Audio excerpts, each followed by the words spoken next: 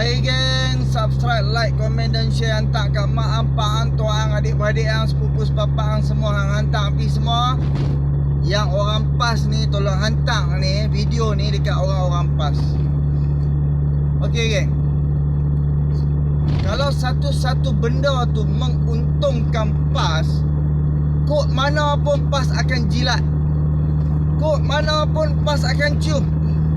Disebabkan dia menguntungkan PAS. Apabila PAS pula buat hal bercinta dengan orang lain dan menguntungkan kepada pihak lain dan tak menguntungkan PAS untuk pihak UMNO, dia akan jadi tak untung kan. So PAS akan lawan. Seperti mana PAS kata, Perikatan Nasional kata, musuh kami adalah UMNO, Barisan Nasional. Tapi dia tak sebut musuh kami adalah Pakatan Harapan. Sikit pun dia tak sebut. Jadi ya, PAS, hang jangan lupa lah lebay-lebay PAS. Aku nak cakap satu lah, hang jangan lupa, hampa orang PAS lah yang mengangkat kembali UMNO. Hampa lah yang mengangkat kembali Barisan Nasional. Setelah Barisan Nasional dah jatuh sejatuh-jatuhnya, lebay PAS, parti PAS, 18 kursi pencacai PAS yang mengangkat balik perasuah, pencuri, perompak, pemusnah negara punya geng, mengangkat duduk bersama dalam kerajaan dan mengangkat menjadi kerajaan dan mengangkat menjadi kerajaan Barisan Nasional. Dan sehinggakan PAS mengangkat sehinggakan Perdana Menteri itu dapat dekat UMNO. So sekarang halawan. Sebelum ni hang teriak, hang menangis seumur hidup hang tak pernah menangis kerana UMNO. Lepas tu hang menangis hidup-hidupnya untuk UMNO. Tiba-tiba satu hari tu terbubar. Disebabkan perangai orang PAS ni, bila dah dapat awet lain, bila dah dapat power lain, bila dah dapat partner lain, hang abaikan partner hang yang lama. Kawan hang yang bersama dengan hang, yang menangis, yang teriak bersama hang menangis. Lepas tu hang tinggalkan dia, hang bersama dengan pengkhianat. Hang bersama dengan orang yang nak mempergunakan hang. Sebab apa? Satu hang kena faham, Parti Bersatu tak ada jentera. Kena ingat tu. Parti Bersatu tak ada jentera. Sebab tu lah, apa yang Parti Bersatu apa yang hang minta, apa yang Parti PAS minta terhadap Parti Bersatu akan bagi punya. Sebab apa? Bila PAS bergabung dengan Bersatu, dia bergabung dengan Bersatu boleh bagi macam-macam. Bersatu boleh bagi duit, Bersatu boleh bagi dana. Yang untungnya Bersatu boleh mempergunakan walaun budak-budak di bawah ni. Parti Bersatu boleh pergunakan ahli-ahli PAS, boleh kambingkan ahli-ahli PAS sehingga kan dapat RM50, dapat RM100 untuk nak buat konvoi kot dalam Selangor. Dapat RM100 baru ni. Dapat RM100, dapat baju Perikatan Nasional, dapat satu bendera, pusing satu KL. Hang pusing satu KL, kalau hang tak buat kesesakan, tak ada masalah. Ini hang pusing dalam Selangor, hang membuat kesesakan jalan raya. Walaupun di waktu malam Minggu, Sabtu, malam Ahad baru ni, berapa banyak orang duk maki dekat dalam Facebook. Hang main laju, lepas tu tiba-tiba hang slow. Bila hang slow, kereta-kereta yang banyak automatik akan slow disebabkan hampa game motor, hampa dah cover dua line. Itu tak apa satu bab. Tapi kena ingat, yang akan ruginya adalah PAS. Sebab aku geramnya dekat PAS ni, sebab aku undi PAS. Bapa aku ahli PAS. Adik-beradik sepupu sepapa ahli PAS. Malah sekarang dah meninggalkan PAS.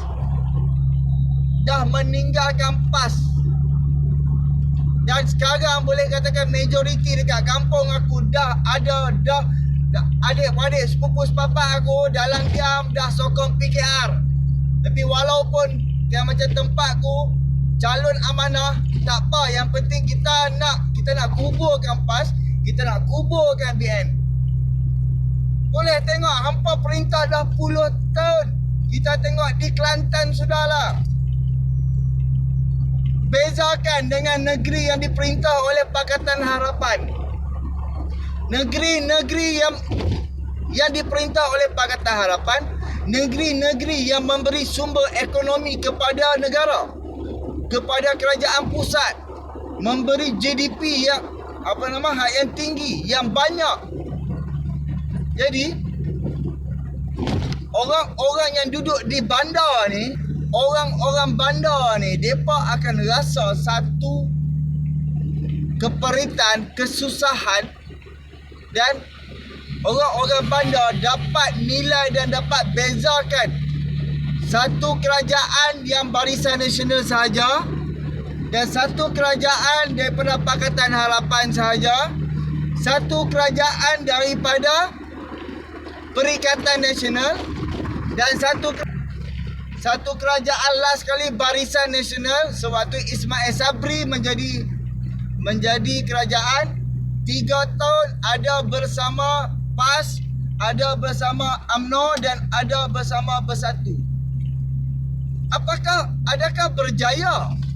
PAS ada dalam kerajaan, ekonomi kita bangkit, semua menjadi bagus. Aku macam inilah, awal tahun kita punya kes COVID sudah okey, sudah steady.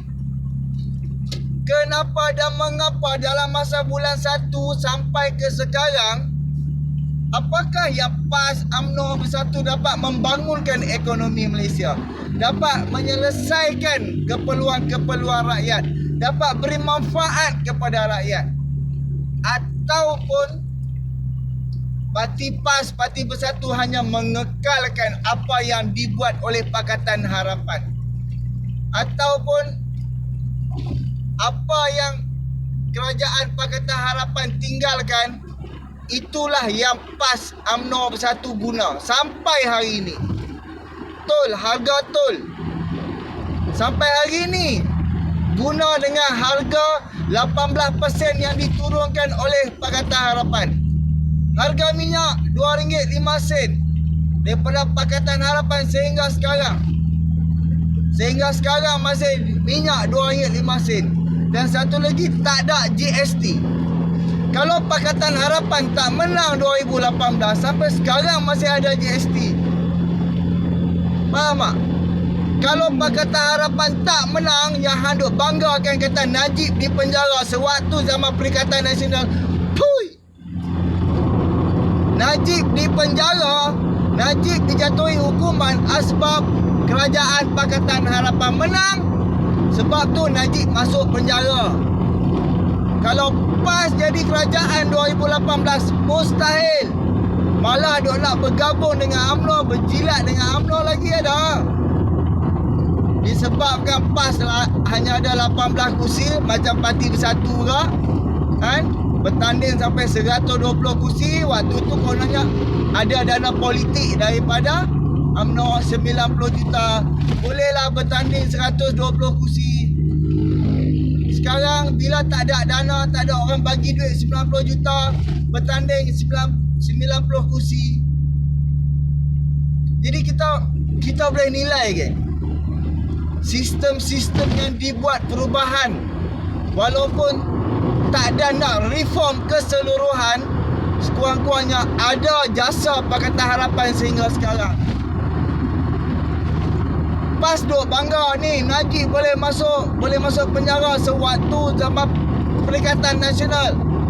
Parti PAS ada, Parti Bersatu ada, Parti UMNO ada. Walaupun Perdana Menteri adalah daripada UMNO, Najib boleh masuk penjara. Jangan claim senang-senang. Muhyiddin Yassin paling dia claim sekali. Jangan lupa hang pernah bersama dengan UMNO. Hang cium molot dengan UMNO. Hang pejam mata atas kesalahan Najib Razak.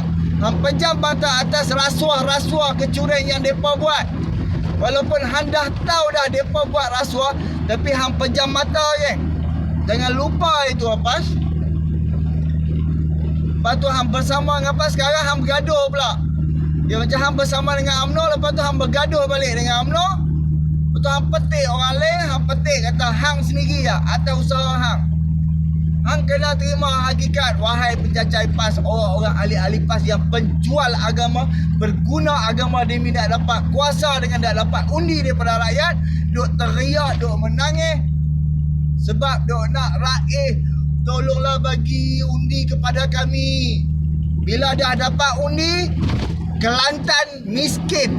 Kelantan pai ayak, masalah ayak pun tak dapat selesai.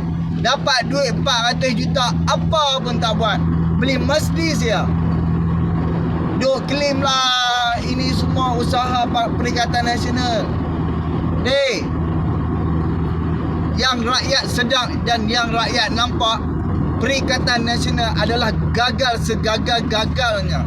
Nak selamatkan kedudukan Muhyiddin Yassin, sanggup naikkan nombor-nombor angka COVID untuk nak memohon darurat. Malah dia menipu yang di Pertuan Agong. Lepas tu tiba-tiba darurat ditarik secara tiba-tiba tanpa pengetahuan yang di Pertuan Agong. Sidang parlimen tak mau buka. Sebab apa? Takut dibuat undi tidak percaya. Nampak tak kegagalan? Kita rakyat pun kita boleh fikir, lagi mau angkat ke PAS ni jadi kerajaan? Lagi mau angkat ke Parti Bersatu ni jadi kerajaan? Tak ingat ke geng? Ahli-ahli parlimen daripada PKR yang lompat masuk ke dalam Parti Bersatu tu, ada beberapa orang yang macam dah keluarkan kenyataan. Mereka dijanjikan kekuasaan, mereka dijanjikan kedudukan dan dijanjikan jutaan ringgit. Malah selepas terbentuknya Perikatan Nasional dan majoriti tak tahu Muhyiddin Yassin cukup ke tak majoriti, malah ada offer kepada ahli-ahli parlimen PKR. Ada tiba-tiba ada orang WhatsApp kepada ahli-ahli parlimen, beberapa ahli-ahli parlimen PKR, supaya lompat mai duduk di dalam Parti Bersatu. Kami akan bagi kedudukan, tak kiralah timbalan menteri ke, menteri apa-apa ke, dan kami akan bagi duit puluhan juta ringgit. Daripada DAP melompat, daripada DAP lompat masuk bebas tapi sokong Muhyiddin Yassin. Daripada PKR lompat masuk Parti Bersatu. Boleh tengok pengkhianat tu apa jadi sekarang. Sebab itulah apabila mereka lompat je masuk ke dalam Parti Bersatu, sebab itulah Muhyiddin Yassin terpaksa besarkan kabinet sehingga 72 orang. Disambung dengan Ismail Sabri sebab perlu agihkan orang-orang, siapa-siapa yang Muhyiddin Yassin dapat membeli tu supaya sokong Muhyiddin Yassin, dan dikekalkan kedudukan tempat tu kepada di bawah Ismail Sabri, disebabkan dia melompat atau dia mengharapkan kedudukan dan jutaan ringgit. Jadi bila dia dah lompat, tahu-tahu dia tak dapat kedudukan, of course dia akan mengamuk. Of course dia akan kacau Muhyiddin Yassin.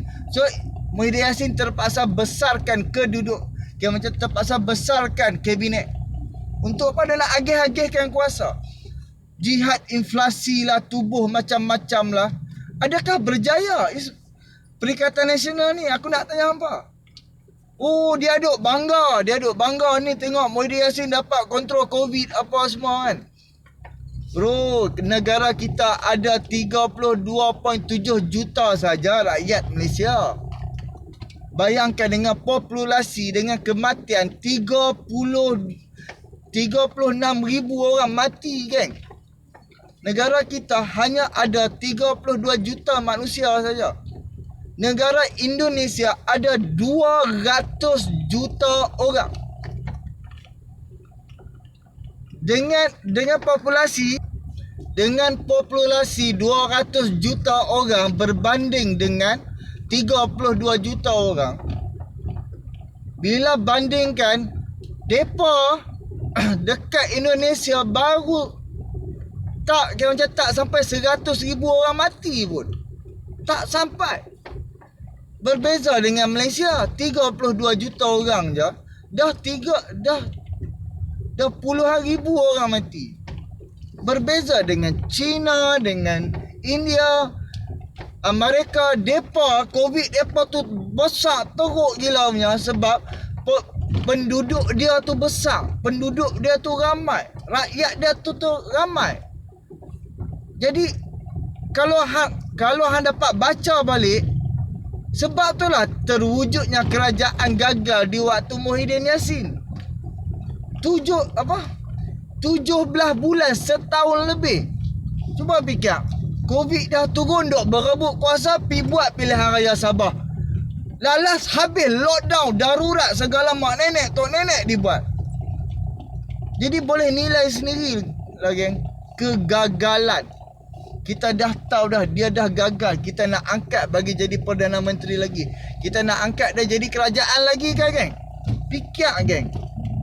Sebab tu kena ingat satu lagi. Mereka cukup takut kalau Anwar Ibrahim naik jadi Perdana Menteri. Kena ingat zaman Muhyiddin Yassin 600 bilion dibelanjakan. 600 bilion dibelanjakan. Sepatutnya seorang rakyat Malaysia perlu dapat RM22,000 dengan 600 bilion yang dibelanjakan. Muhyiddin Yassin, ada yang kata Muhyiddin Yassin buat hutang seperti hutang alung. Tiap-tiap minggu hutang. Sedangkan Pakatan Harapan waktu memerintah dah bayar hutang dah kurang pada 1 trilion dah. Dah turun kurangkan daripada 1 trilion dah. Muhyiddin Yassin naik, dia top up bagi jadi 1 trilion. Ekonomi drop. Tak boleh nak cover sehingga hari ini disebabkan hutang yang dibuat oleh Muhyiddin Yassin. Projek direct nego duk pam bagi kat kroni-kroni. Dia naik bukan dia dengan kepakaran dia, dengan kehebatan dia, dengan ilmu yang dia ada, pengaruh yang dia ada, dia dapat panggil investor. Walaupun COVID, walaupun dia kira macam dia jadi, walaupun dia jadi kira macam bertaraf menteri kepala bana apa dia kata bau-bau ni, kan?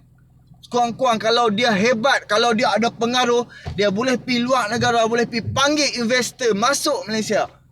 Tapi adakah dia buat? Berbeza dengan Anwar Ibrahim. Langit dan bumi berbeza. Kena ingat tu. Okey? Fikir-fikirkan, subscribe, like, komen dan share. Hantar kat mak ampak antok hang. Tolak Perikatan Nasional. Tolak Perikatan Nasional. Tolak Perikatan Nasional. Tolak Barisan Nasional. Tolak Barisan Nasional. Tolak Barisan Nasional. Tolak GTA. Assalamualaikum.